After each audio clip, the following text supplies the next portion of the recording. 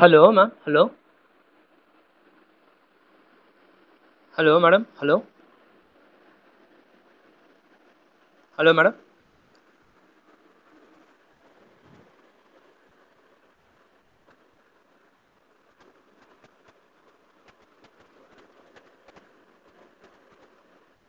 Hello.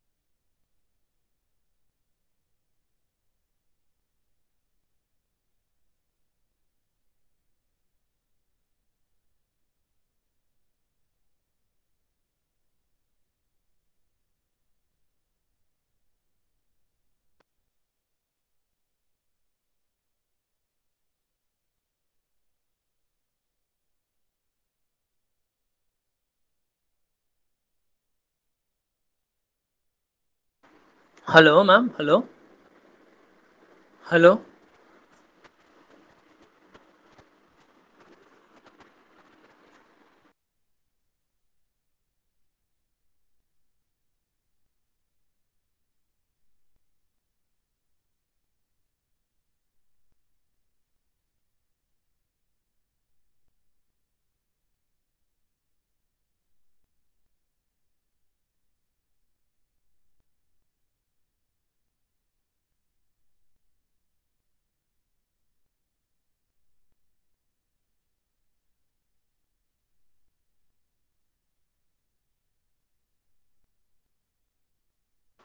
Hello.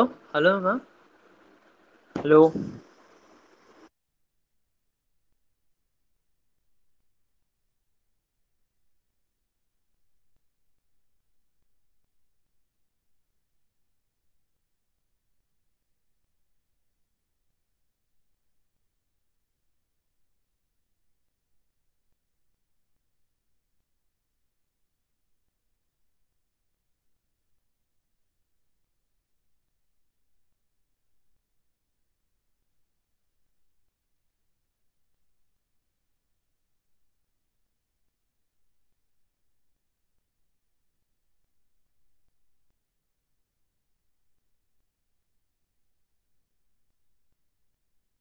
Hello.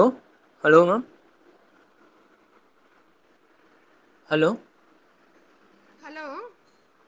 Hello. Yes, ma'am. Now your audio is Sir, are heard. you able to hear me? Now I am running through my mobile. Yeah, ma'am. Now we are able to hear you, ma'am. Okay. We can start, Pardon? ma'am. Now we are able to hear you, ma'am. Hello. Hello. Hello. Could you hear me, ma'am? Are you able to hear me? Yeah. Yes, ma'am. I am able to hear you. But why in laptop I am not?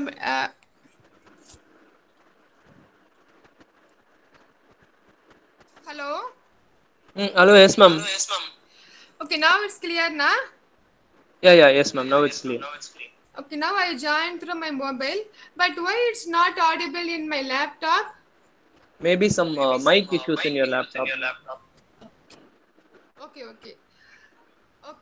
Okay, then I will join through mobile itself. No problem. Continue in this mobile itself. It's clear, na?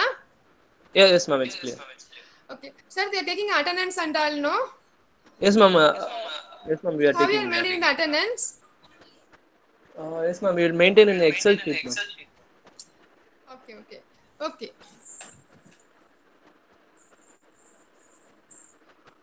Hello. Yeah. Hello. Good afternoon, everyone.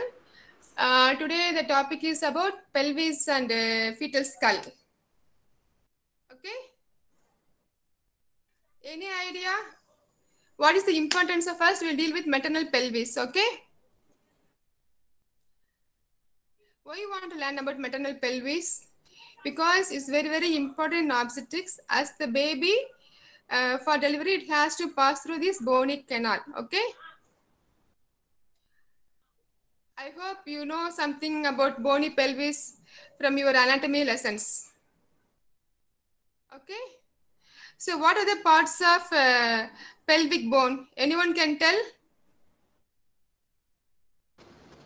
Ilium, ischium, and pubis.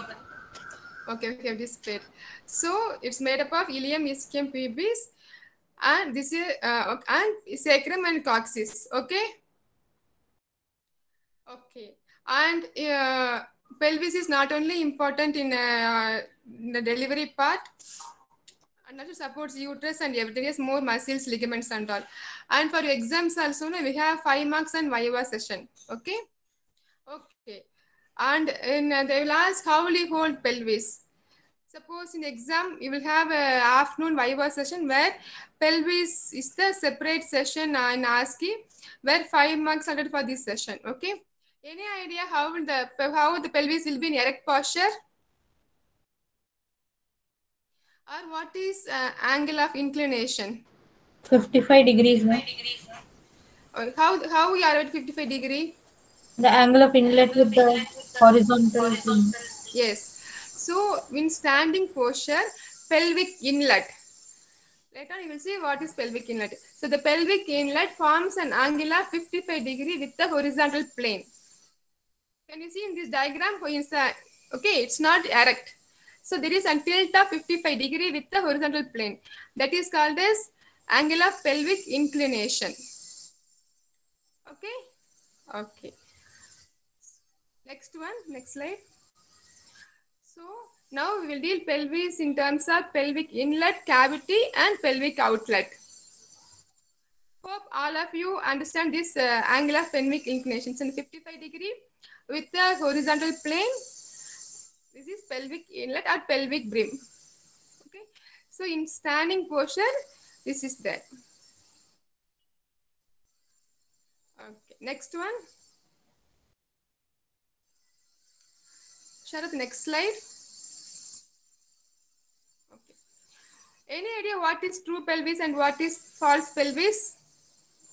Which one divides this? Pelvic inlet. No. Outlet. What is false pelvis? What is true pelvis? Which line divides pelvis into false and true? Linear terminalis, no? Yes, very good. What is linea terminalis? Iliopectineal. Yes. So, linea terminalis is a line sacral ala, arcuate line of ilium, and pectineal eminence and pectineal line. Okay. So, this linea terminalis divides pelvis into false pelvis. The part above the linea terminalis is false pelvis or pelvis major. The part below is true pelvis or pelvis minor. So linea terminus is a dividing line. It's formed by, so go to next slide, Sharath. Next one. So linea is formed by sacral ala, arcuate line of ilium, iliopectineal eminence, and pectineal line. Okay, on both sides. Why we say that pelvis is false? Because it doesn't take part in the mechanism of labor. Okay. False pelvis, it has anteriorly abdominal wall and posteriorly lumbar vertebrae and laterally iliac fossa. It doesn't take part in the mechanism of labor. It just supports the gravid uterus. Only true pelvis or pelvis minor takes place in the mechanism of labor. Okay. So this pelvis will discuss in the terms of pelvic inlet, cavity, and outlet, and two dimensions: plane of least pelvic dimension, plane of greatest pelvic dimension. Okay. Okay. Next one. Yes. Next one.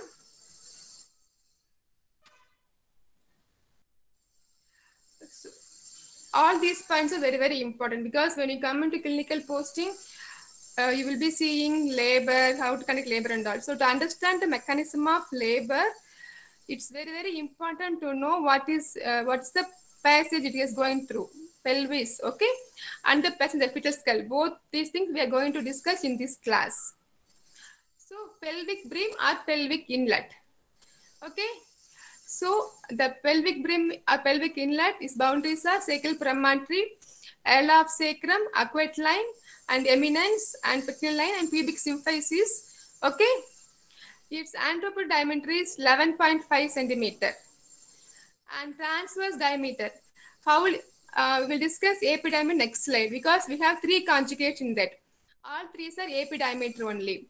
And transverse diameter is widest point on the linea terminalis.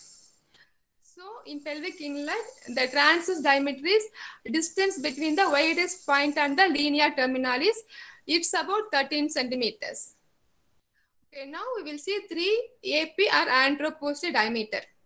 See, we have three conjugates in this: true conjugate, and obstetric conjugate, and diagonal conjugate. Okay, next one.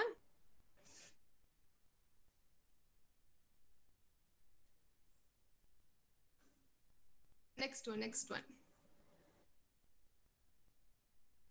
Okay, so true conjugate is also called as anatomical conjugate. Any idea what is true conjugate? Anyone can tell? Distance between the both anterior part of sacral promontory and upper border of pubic symphysis. Yes, it's the diameter between sacral promontory, upper border sacral promontory, and the upper margin of the posterior surface of pubic symphysis. It's about 12 centimeters. Okay. And what about diagonal conjugate? Next one, next slide.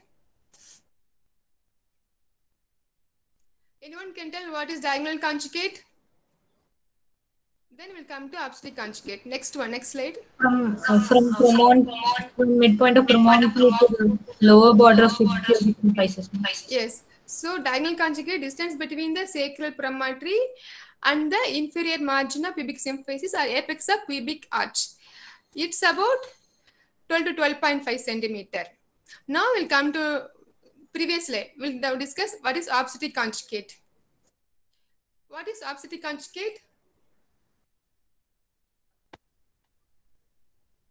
It's the distance between the promontory to the most prominent point on the posterior surface of pubic symphysis. Yes, it's between midpoint of sacral promontory to the most prominent and nearest point on the posterior surface of pubic symphysis. It's about 11 centimeters. Okay. Can you measure obstetric conjugate directly? No, ma'am. Yeah, it's difficult. We cannot measure. So we will measure diagonal conjugate. So how will you measure diagonal conjugate? So in per-vaginal examination, women in comfortable dorsal or lithotomy position, you will introduce two fingers of your right hand or dominant hand and you will first your tip of middle finger will touch the sacral promontory, and the point on the apex of pubic arch, you will mark a point on your hand. So the distance between sacral promontory and apex of pubic arch is the diagonal conjugate, and you will deduct 1.5 to 2 centimeters. See, why we are deducting that 1.5 2 centimeters? Any idea? Next one. See, we are reducing 1.5 to 2 centimeters from the diagonal conjugate because due to further angle of pelvic tilt and soft tissue thickness. So if you reduce that, then you will get obstetric conjugate. That is the nearest AP diameter in the pelvic inlet through the which the head has to pass through. Okay? And these three conjugates are very, very important. True conjugate or conjugate Vera, and obstetric conjugate and diagonal conjugate, and how will you measure diagonal conjugate and how will you get obstetric conjugate. Is it clear for all of you? Yes, ma'am. Yes, ma'am. Okay. Next slide. So in pelvic inlet or pelvic brim, we have 3 AP diameters and 3 conjugates. Then 1 transverse diameter, then oblique diameter. Oblique diameter is from the sacroiliac joint to the opposite pectoral eminence. Okay. It's also about 12.5 to 13 centimeters. Okay, then we'll go discuss about pelvic cavity. See, pelvic cavity is like that of bent up cylinder, where posterior wall is straight and almost larger, and anterior wall is shorter compared to posterior wall. Okay, it's almost round in shape. Both AP and TAN elements are almost 11.5 to 12 centimeters. Okay, next slide.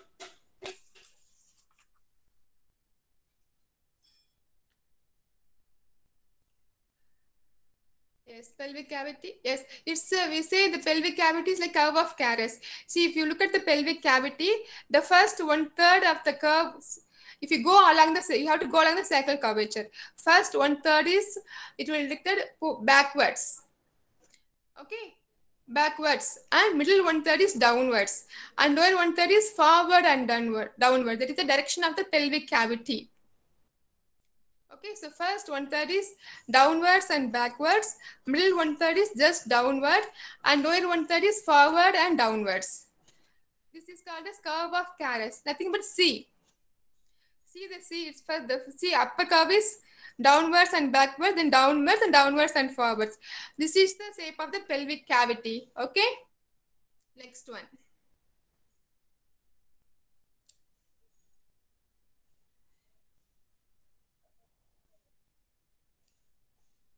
Okay, so in the pelvis cavity, AP and TAN elements are almost equal. Okay, the next we will see pelvic outlet. Pelvic outlet, the AP diameter is this reverse of pelvic inlet. Here AP diameter is large, almost 12.5 to 13 centimeters. That is from the tip of sacrum to apex of pubic arch.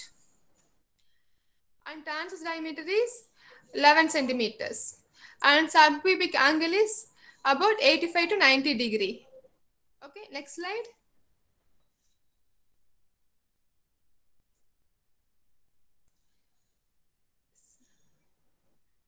Are you able to see this diagram? AP is pubic arch and tip of sacrum, and transverse between ischial tuberosity. This is 13 and 11. Okay, are you able to see? Okay, next one.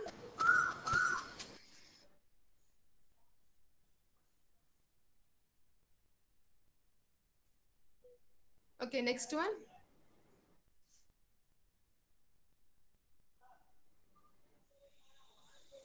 Next slide.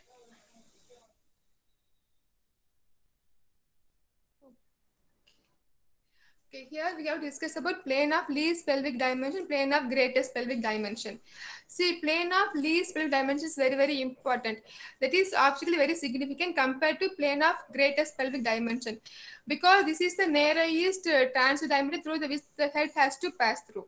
So what is the boundaries of plane of least pelvic dimension?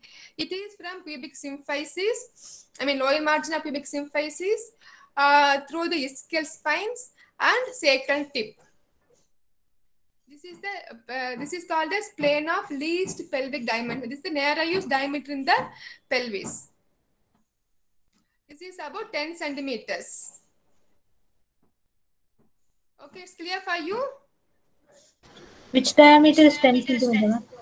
Bispinous, between two ischial spines. Okay? Yes, sir. See, this plane of least dimension is passing through pubic symphysis, ischial spines, and tip of sacrum. The distance between two ischial spines is 10 centimeters. That is the narrowest part. Okay? So it is very significant. And plane of greatest pelvic dimension is passing through the again pubic symphysis, and lateral hair is passing through the middle of the acetabulum. It's passing through over the acetabulum and between S2 and S3.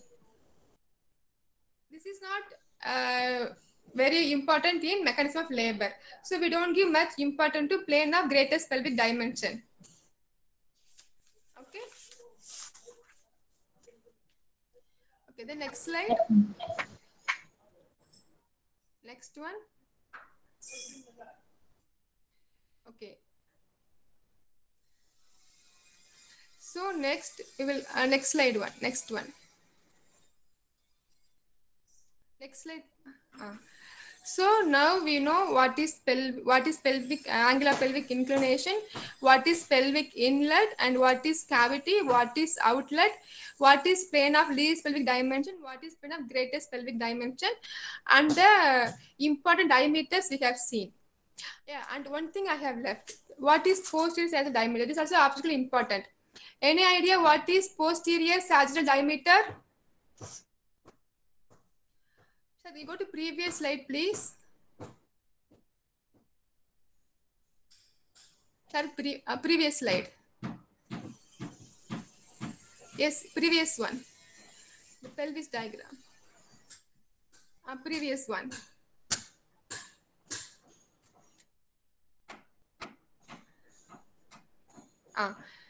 See, this is this diameter, no? The second half, this posterior half. This is posterior sagittal diameter. It is absolutely important in the mechanism of labor. See, each plane, pelvic inlet, pelvic cavity, and pelvic outlet has this posterior sagittal diameter. It is nothing but it's the part of AP diameter behind this intersection. Are you able to understand?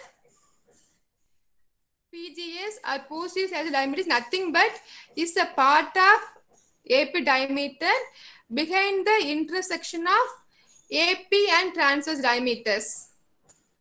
In pelvic inlet, this posterior sagittal diameter is about 5 centimeters. For the cavity, it is 6 centimeters. And for the outlet, this posterior sagittal diameter is about 7 centimeters. This is nothing but this part of AP diameter behind the point of intersection of AP and transverse diameters. This diameter is very, very important as in the mechanism of labor. So just remember this also. Okay. So we go to next slide. That is Caldwell-Mollai, that classification slide.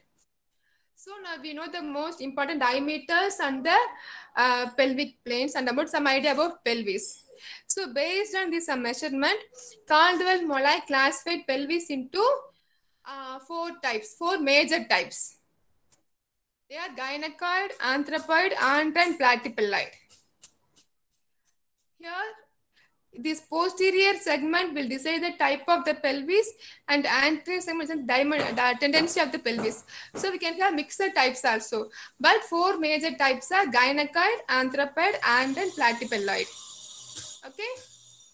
Next one.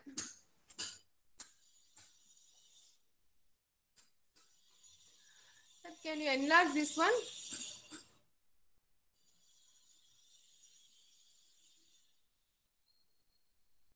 Little bit more. Are you able to see?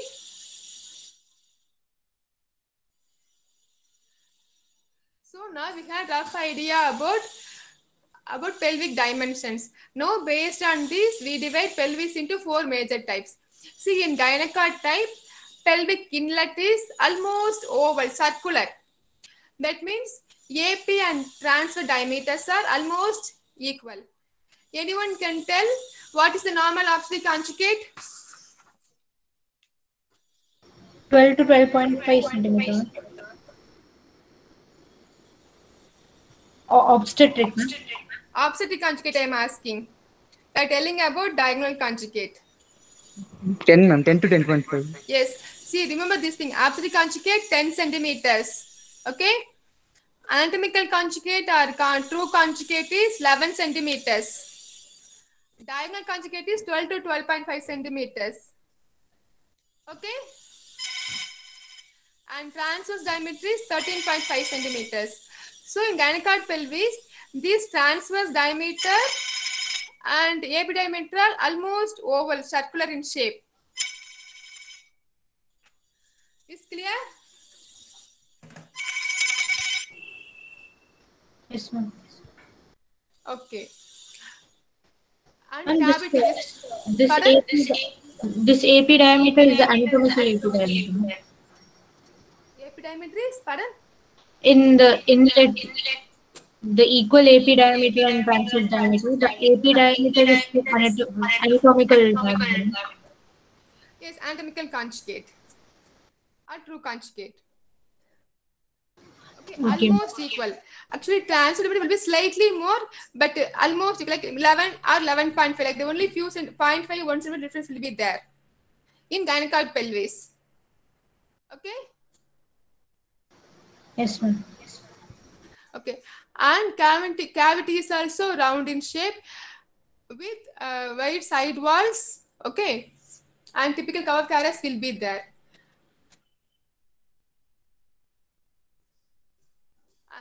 Yeah, the second, the curve of caries, the C curve of caries will be there in gynecoid pelvis. And subcubical angle is normally is 85 90 degree. Here it will be a little bit more. Okay. Sacral line or the side walls are here parallel. And ischial spine not prominent. That means interspinal limit will be 10 or more. Okay. So ischial spines are not prominent. This is the feature of gynecoid pelvis. Whereas in android pelvis, it's not oval, it is triangular or heart-shaped. So in this pelvis, this posterior segment will be narrow.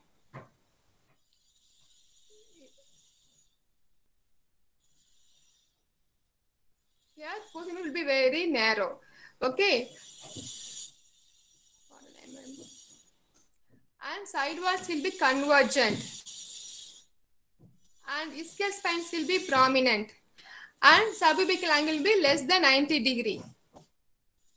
So this pelvis, no, labors will have some labor complications like deep transverse arrest and post ROP positions will say no, occipital posterior position, they are more common in android pelvis. So android pelvis is triangular or funnel shaped pelvis where side walls are convergent, prominent ischial spines and sububius narrow, that is less than 85 degree and 90 degree. So these pelvis will have problems of prolonged labor, deep transverse arrest and occipital posterior positions we will have. Clear, ma? Ma'am, sacral line is the curve of the sacral line. Converging. Is it the curve of the sacral line? Sacral line. Sacral line is side wall. Side walls. Okay. Sacral side wall. Okay, you don't, some error is there, typing error, sacral, you forgot sacral line. Just we say pelvic side walls. Okay? Okay, ma? Okay, ma'am. And anthropoid pelvis. It is longitudinally oval shape. Remember, gynecoid is almost circular and android is triangular or funnel shape. Anthropoid is longitudinally oval shape. Longitudinally oval shape or egg shape we say. Here, AP diameters are more and all transverse diameters are less. Just imagine long oval. So all AP diameters will be increased, but transverse diameters will be less, reduced. Okay. Here our circle curvature is straight. It will not be well curved. Sacrum will be almost straight, but side walls are not convergent. They are parallel or almost divergent. Remember, this is not sacral line, these are side wall, okay? They are parallel or divergent.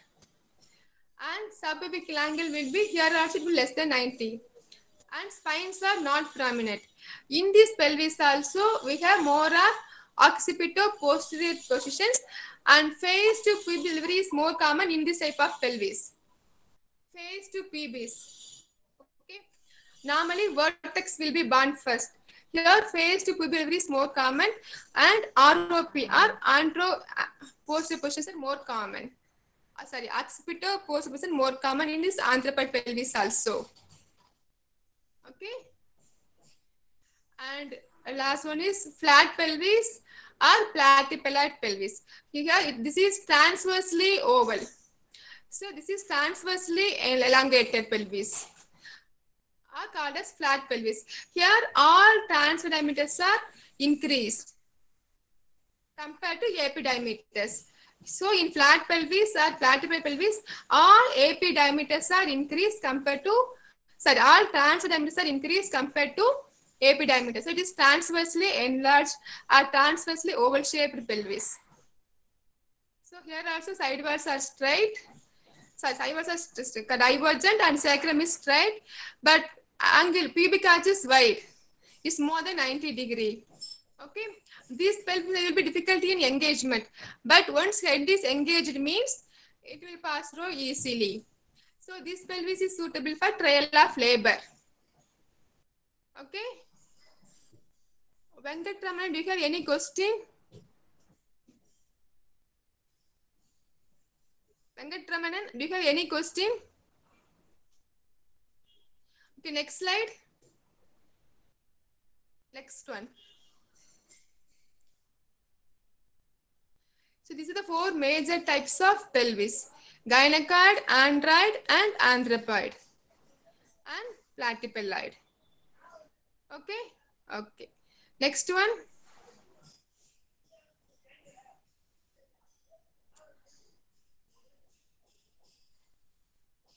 Next slide, next slide.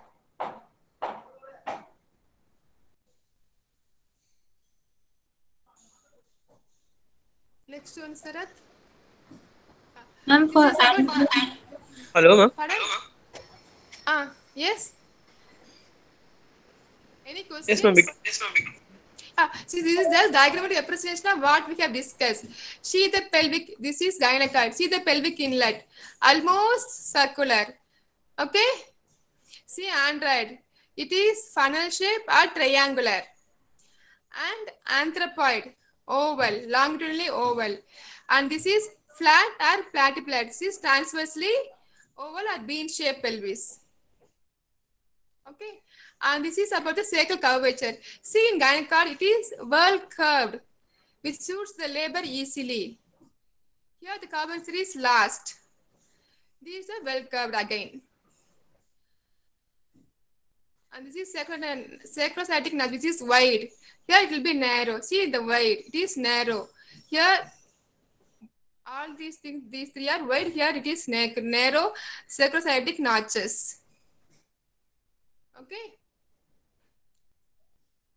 And like that, the pubic angle, 80 to 90 degree. Here it is reduced, here it's wide. Pelvic side walls, here straight, convergent, straight, divergent. Is clear for all of you, ma'am? So these are the four major types of parent types of pelvis according to Caldwell-Molloy classification. These, then you just remember this one. Okay, next one.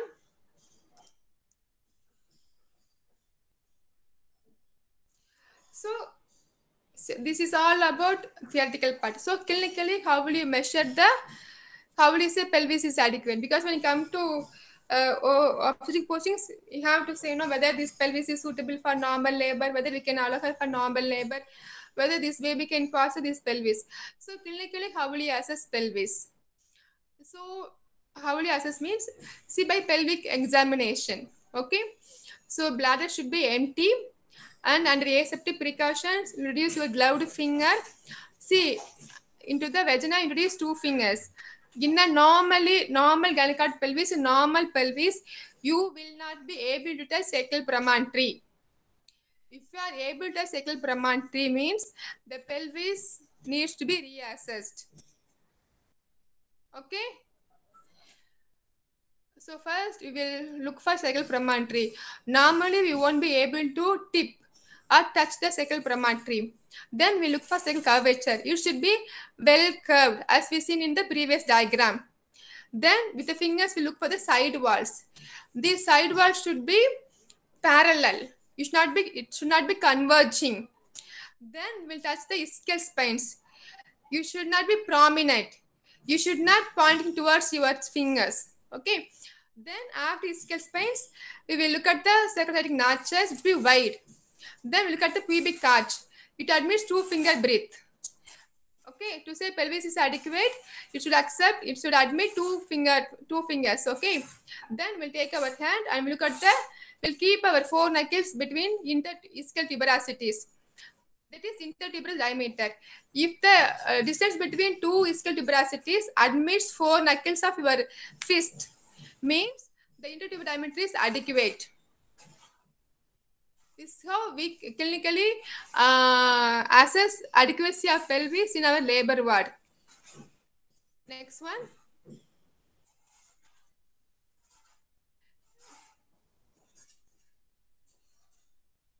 Next one. Any doubt in this, ma? Next slide. This we have discussed.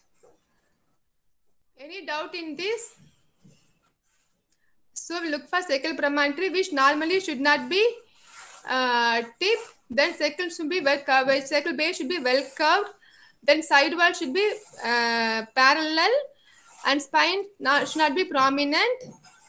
And pubic arch should admit 2 finger breadth. Then ischial tuberosities, the intertuberal diameter should admit 4 knuckles. This is called as clinical pelvimetry. This is how we measure pelvic capacity in our labor ward. Any doubt in that, ma?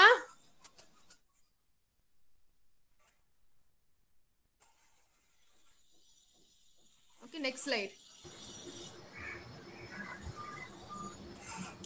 Next one. Next one. Next one. Yeah, next one. This all we have discussed how to assess pelvis clinically. This is called as clinical pelvimetry. See, we don't go for X-ray pelvimetry or MRI pelvimetry because in pregnancy, X-ray, CT are not advisable. Okay. So clinically, we should be very sound. Our fingers should be very trained to check the adequacy of pelvis. Okay, next one. Next one. This we have discussed. Next one. Okay, with this we are completing maternal pelvis. Any doubt in this, ma? You can ask. I will go to fetal skull. See, you should be thorough with what is angle of pelvic inclination, what are the diameters of pelvic inlet cavity and outlet, and what is least pelvic dimension, and what is curve of Caras. Okay, and what are Caldwell-Mollais classification of pelvis, because it may come as the short notes for you. And clinically, how will you test the adequacy of pelvis? It is very practical, important practical in a practical point of view. Ma'am? Yes, ma'am. When are we supposed to do clinical pelvimetry, ma'am? Yeah. See, suppose if it is a priming gravida, we can do at 40 weeks or at the onset of labor. Okay. Because previously they used to say 37 weeks, 38 weeks. But now they say we can test adequacy of pelvis, that is after 38 weeks, preferably at 40 weeks and at the onset of labor, again you reassess. Okay. Yes, ma'am.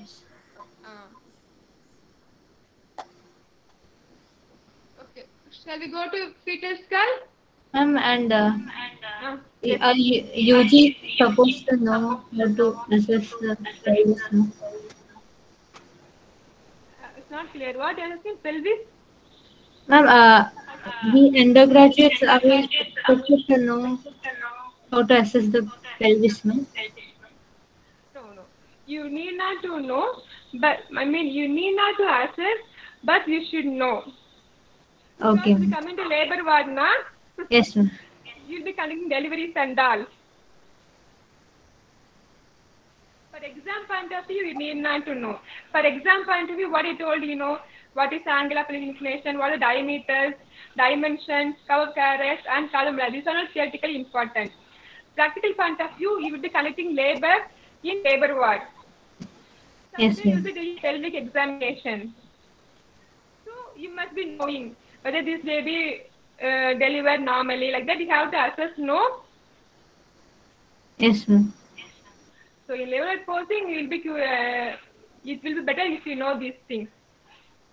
Okay, ma'am. Okay. But not from the exam point of view. Just theoretical is enough for you, okay? Yes, ma'am. But you have to demonstrate the mechanism of labor in vertex presentation in clinical examination. For these things, you got some practical knowledge. These things will help you. You have to demonstrate the delivery of vertex presentation and breeze delivery also. So you should be thorough with the pelvis, its dimensions and diameters and shape. Okay? Yes, ma'am. Yeah. So fetal skull. Now we have finished about the passage. Now we are going to see about the passenger. Okay? So fetal skull. What are the parts of fetal skull?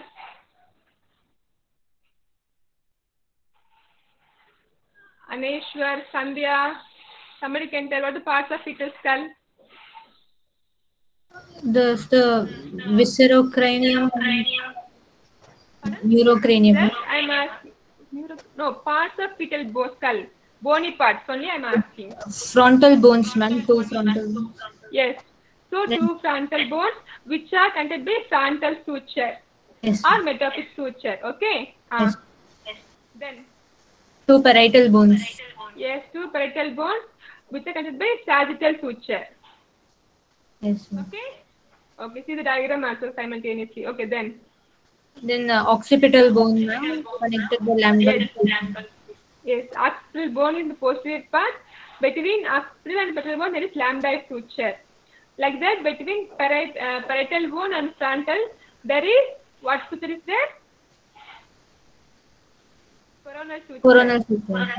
Okay. So this is, see the diagram, this is coronal suture and this is lambdoid suture. And this is temporal. Between parietal bone and temporal bone, there is temporal suture. I think the diagram is clear to all of you. Okay? Yes. Okay. Next one.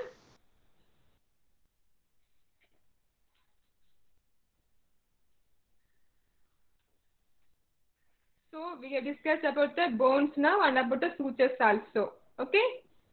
Okay, next one. What are the fontanelles? Any idea about fontanelles? Next slide. They are the What is junctions of bragma? the various sutures, ma'am. Yeah.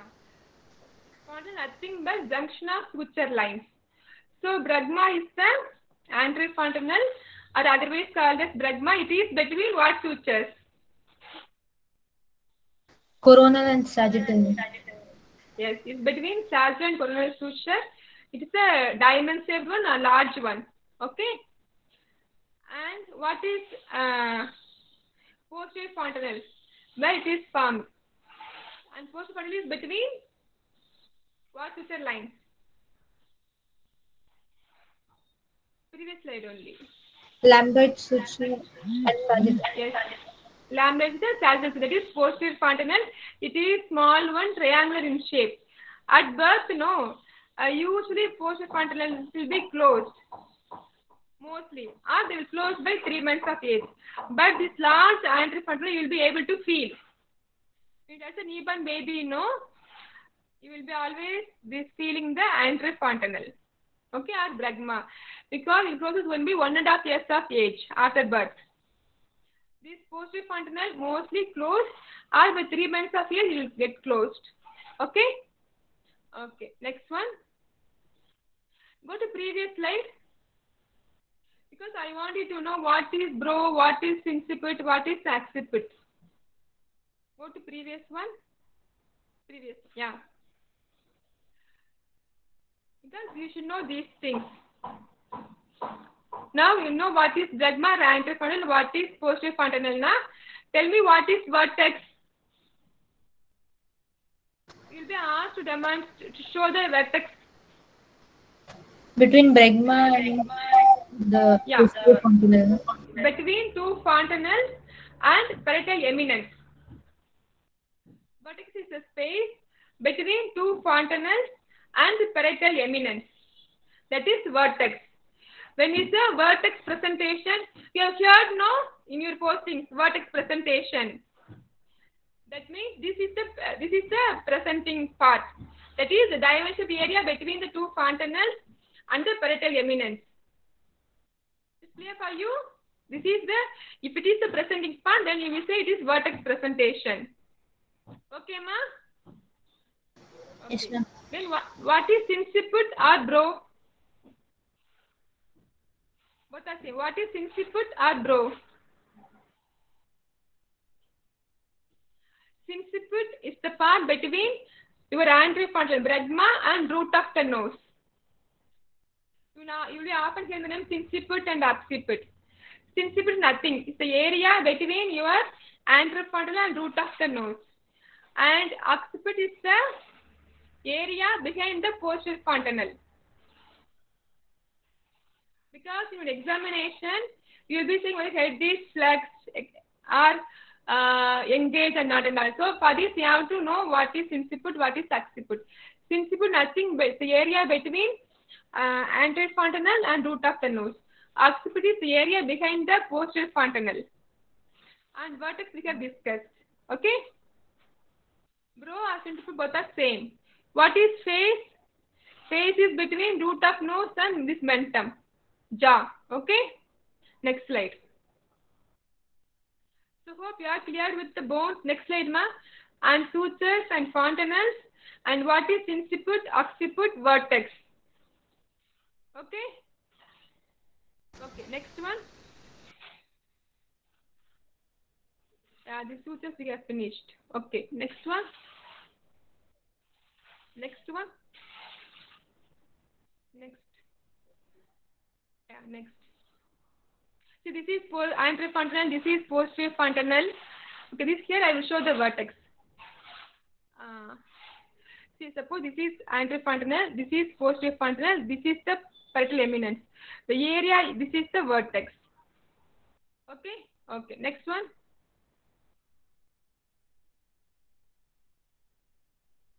Yeah. Yeah, post one also known as lambda. Next one. Yeah, next slide.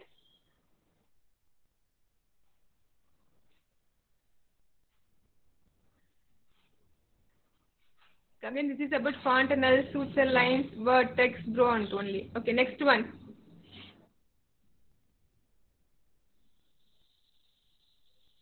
Okay, now we will do some. This is very, very important. What is biparietal diameter and what is its importance? Any idea? Because now one batch is coming into clinical posting, now almost 2 weeks are over. These diameters are engaging diameter. Okay? What is the importance of BPD, ma? It will be attending coming morning class now. Ma'am, it's the diameter which engages with the transverse diameter of the pelvis. That is the greatest transverse diameter of the fetal skull. And if the BPD has crossed the pelvic inletment, we say head is engaged. Okay? So bipetal diameter, that is the distance between the two parietal eminence, is about 9.5 centimeters. This is the greatest transverse diameter of the fetal skull. If this BPD has passed through the pelvic brim or pelvic inlet, means fetal head is engaged. Okay? Okay. And another transverse diameter in the fetal skull is bitemporal.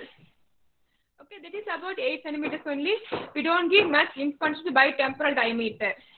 BPD is most important for us because it is the greatest transverse diameter of fetal skull. If it's passed, means certainly bitemporal, which is 8 centimeters, will go through the pelvis nose. So we give more importance to this BPD. Okay. Suppose the baby is presenting by vertex. The engaging diameters are BPD and suboccipitobregmatic. See, vertex is the most common presentation. So in engaging diameter, the vertex presentation is BPD and suboccipitobregmatic. That is the distance between middle of bregma to the point behind the occipital protuberance. This is about 9.5 centimeters. So this BPD and suboccipitobregmatic is engaging diameter in the fetal vertex presentation. Suboccipitobregmatic is the well-flexed diameter in the well-flexed head. Okay. So the baby will pass through the pelvis easily if it is presenting by suboccipitobregmatic in the AP diameter. Okay. Clear to all of you? So in a well-flexed vertex presentation, the engaging diameter is suboccipitobregmatic, which is 9.5 centimeters. That is from the middle of bregma to the point behind the occipital bone. Okay. Then suboccipitofrontal, it is the diameter in the deflexed head. So suboccipitofrontal or occipitofrontal are engaging diameters in the deflexed head. That is suboccipitofrontal is 10.5 centimeters. It is between the root of the nose to the point below the occipital bone. This is the engaging diameter in the deflexed head. In breech, no, the after coming head will present either by suboccipitofrontal or occipitofrontal. So we'll have delivery of the after coming head in the breech. Okay, next slide. Ma'am, suboccipitofrontal is engaging in which position? Suboccipitofrontal, which is 10.5 centimeters. It is the engaging presenting diameter of the deflexed head. Yes.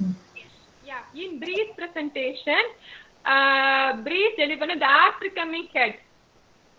After coming head, okay. Yeah, after coming head, they present mostly by suboccipitofrontal or occipitofrontal.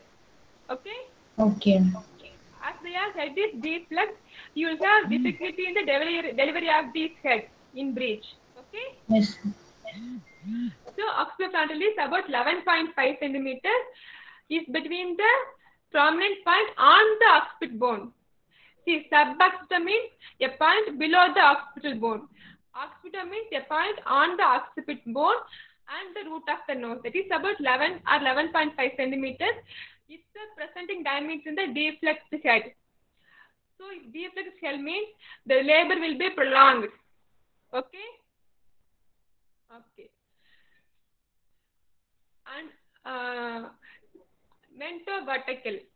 That is from the mentum. You know chin, no? A prominent point on the chin.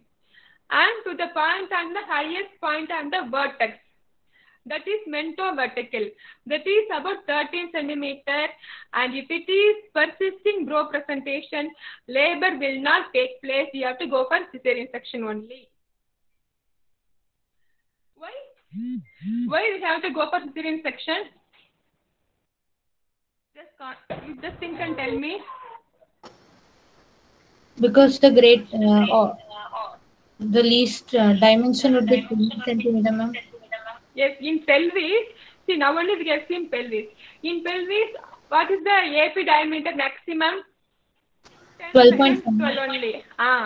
So 2 conjugate, that is opposite is 10 centimeters only. true conjugate is 11 centimeters only. Okay? So head cannot engage. Only if the head engages by the well-flexed head or deep flexed, they can enter the pelvis. If it is mento-vertical, that means 13 centimeters. None of the AP diameter of the pelvic inlet is 13 centimeters, no? Yes. Are you able to understand? Yes. So head cannot engage and there will not be any mechanism of labor, and you have to go for cesarean section only in persisting bro presentation. Okay? So mento-vertical is the distance between mentum, a point on the chin, to the point on the prominent point on the occiput. That is 13 centimeters, and labor cannot take place. Head cannot engage if it has mento-vertical as the presenting diameter. Okay? Okay, the next diameter of the fetal head is submento-bregmatic. That is a point on the chin to the middle of bregma. That is 9.5 centimeters. This is the diameter in the face presentation. That is completely extended head. See, vertex is the completely well-flexed head. Face is the completely extended head. Are you able to understand? And this in between are deflexed head. Okay? Okay. Now again a question for you. See, submento-bregmatic also 9.5 centimeters. Which is seen in face presentation. Subcoccygeal-bregmatic also 9.5 centimeters, which is seen in vertex presentation. But there is difficulty in delivery in face presentation. Why? Anyone can tell? Ratish, Aneshwar, Kausalya. Ma'am, if the head flexes more than suboccipital-bregmatic diameter can be engaged. Flexes more. See, it is presenting as such because this is extend face means completely extend. You can go for flexion. It is presenting as by itself only. This is also 9.5 and vertex that is suboccipital-bregmatic also 9.5. But there is difficulty in delivery in face presentation. Why?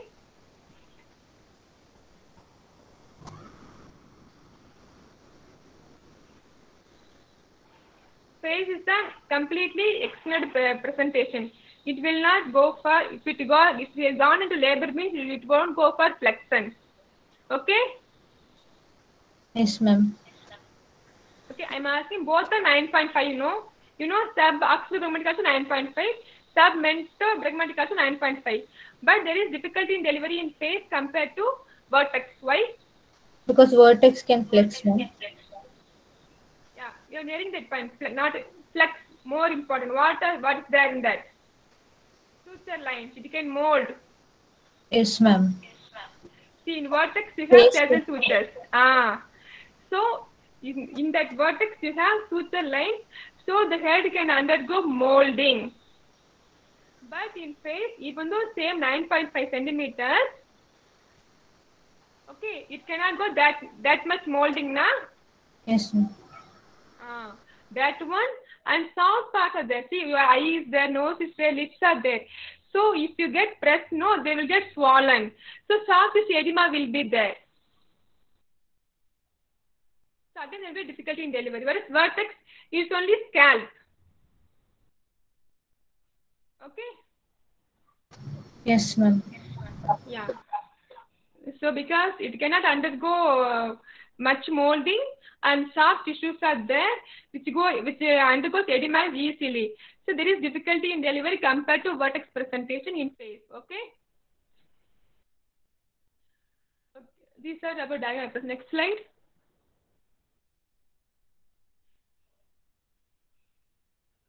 Next one. Okay. Now we'll discuss what is molding.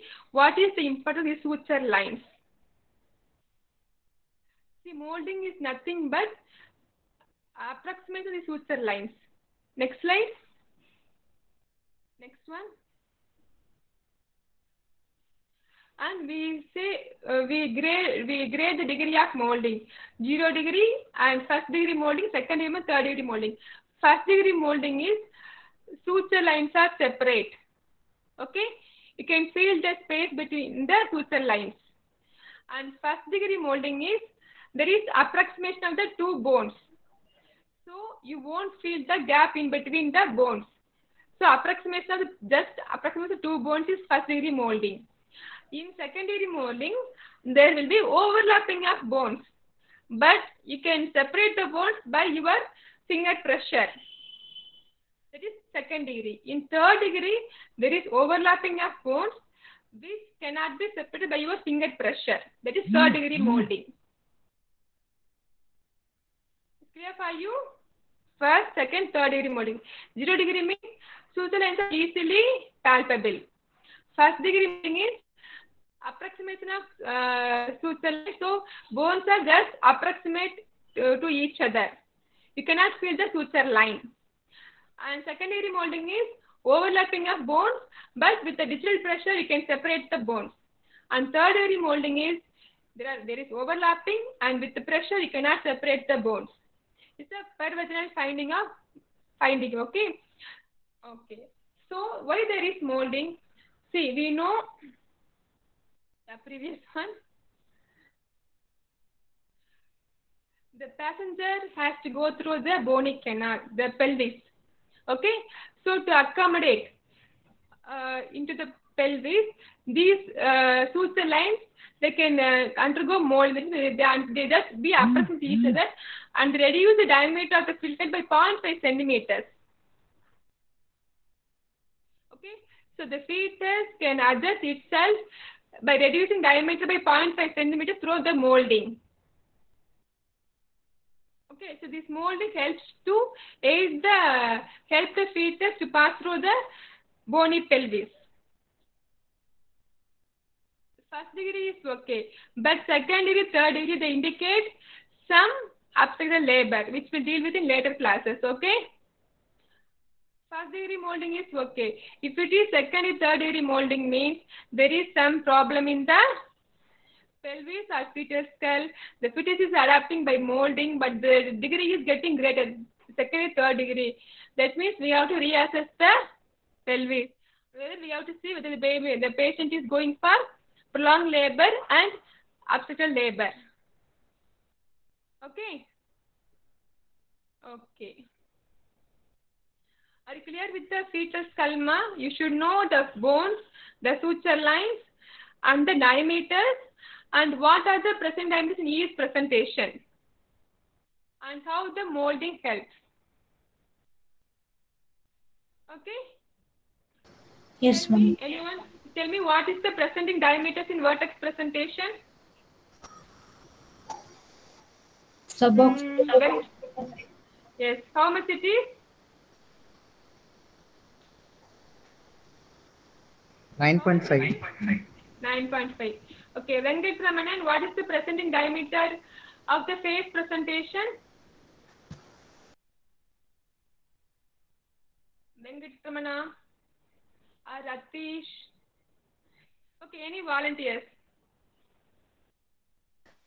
Submentobrachmatic. Submentobrachmatic, and how much it is? That's also 9.5. Okay, that's 9.5, but you know the difference between these two presentations, okay? Yes, ma'am. Okay, and what is the diameter in bro presentation? Any volunteers? Bro presentation?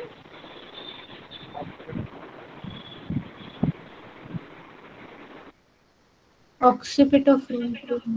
No. Bro presentation.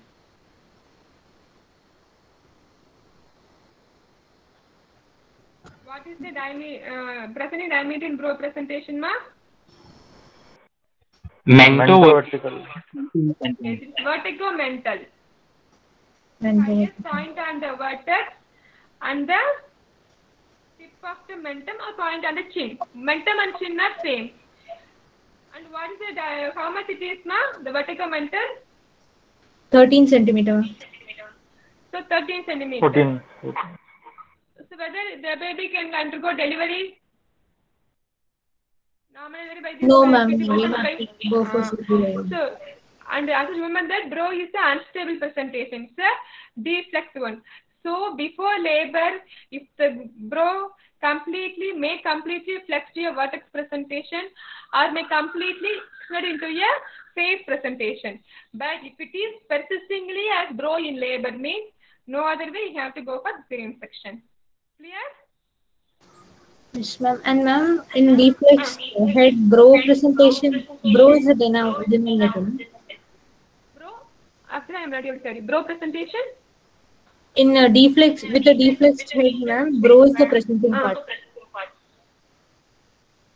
Is it the presenting part? Ma'am? Presenting part is the bro only. See, Yes. just remember, I want to clarify this one.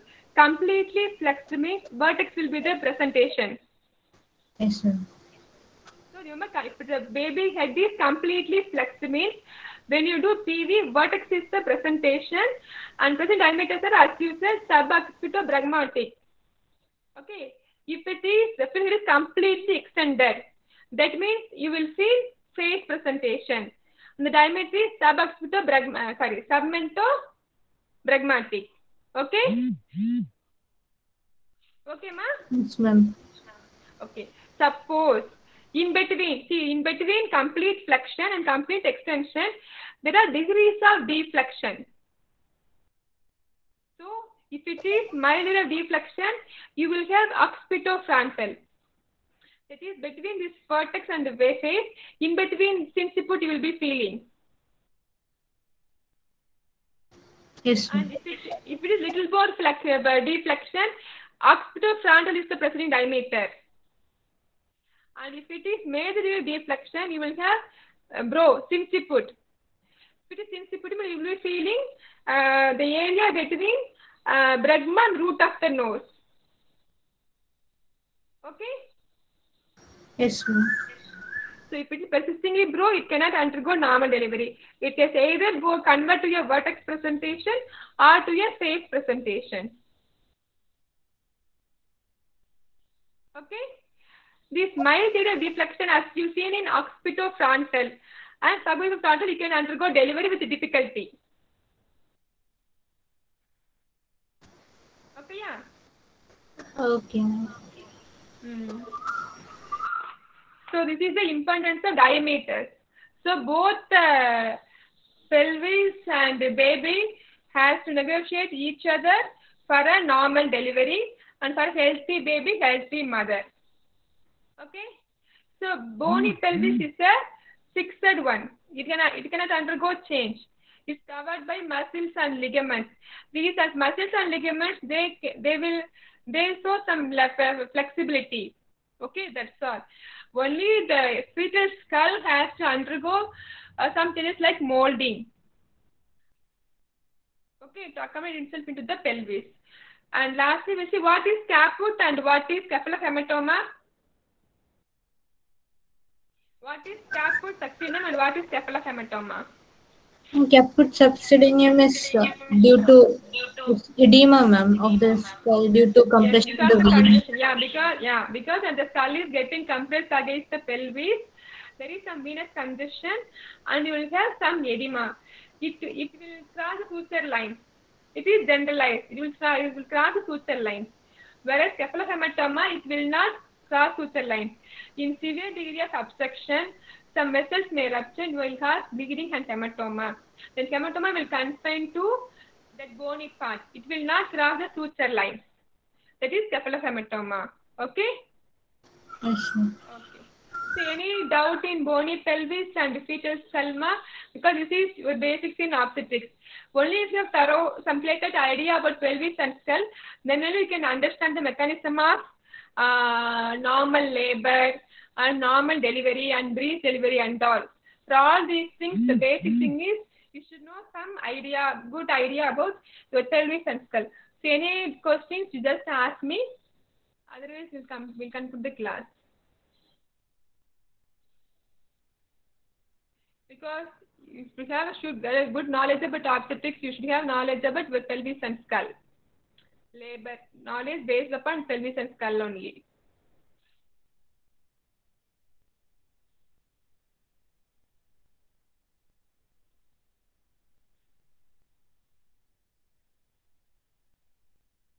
Okay, if there is no question, Sarath, shall we conclude the class session? Sharath? Sharath, are you there? Yes, ma'am, I'm there. So there is no doubt, so we can conclude the class. Okay? Okay. Okay. Sure. Thank you so much, ma'am. Okay, any absentee, Sharath? You have marked attendance, no? One minute. Okay.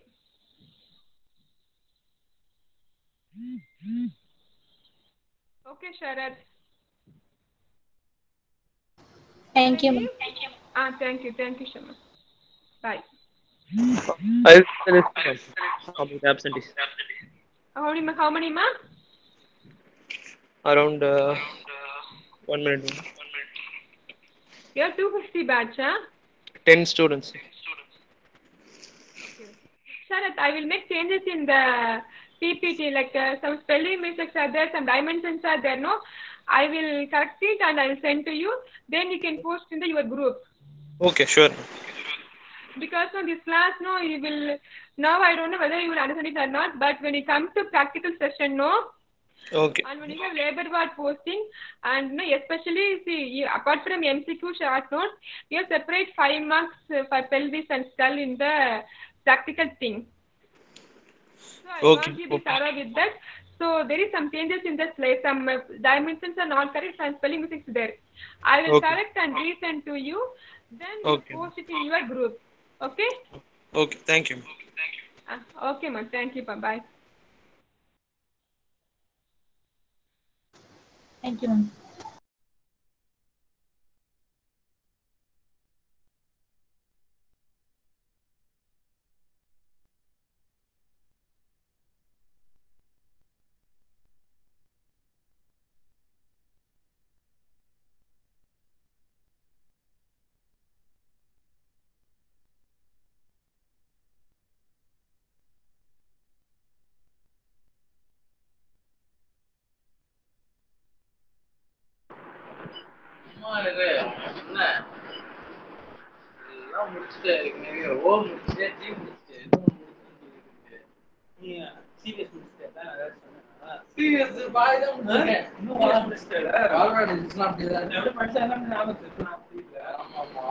படிச்சது ஒண்ணு அப்படியே ஃபுல்லா ஞாபகம் இருக்கு